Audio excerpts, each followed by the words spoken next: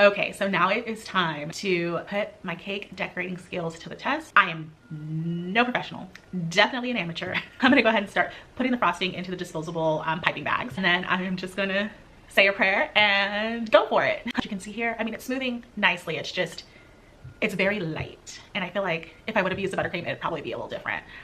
So next time we'll have to give that a try. So I'm just gonna continue putting on the frosting until I fill in all the gaps. And then in my mind, once I fill in all the gaps, I can smooth it out with the scraper, but it's not working very well. It's just, maybe I'm using too much pressure. I don't know.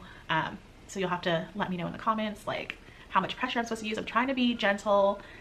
My cake is leaning to the side. Like I just try to make it look as nice as possible for this being my first time ever frosting a cake like this. Now that I've kind of got a good layer of the frosting on there, I'm gonna go ahead and try to smooth it out with one of these what are they? Cake smoothers, frosting smoothers that I got in my cake decorating kit. So we're gonna start with this one.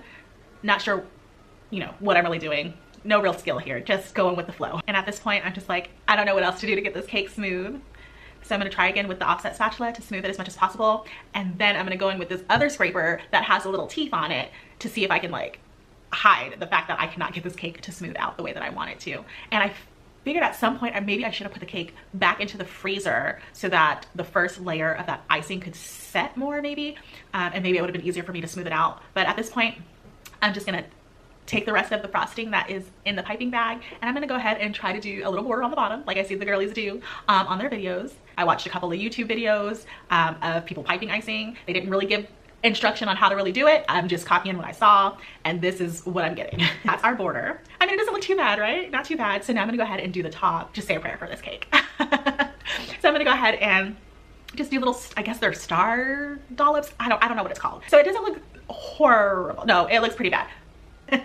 So it's definitely like a semi-homemade cake, but the consensus of this cake, when I pulled it out for my husband's birthday, everybody loved it. They said it was beautiful. Either they were being really nice or they actually really liked it, but the cake itself tasted amazing. So that's all that mattered. The cake was nice and moist. It was really good. It was delicious. So this is my finished product.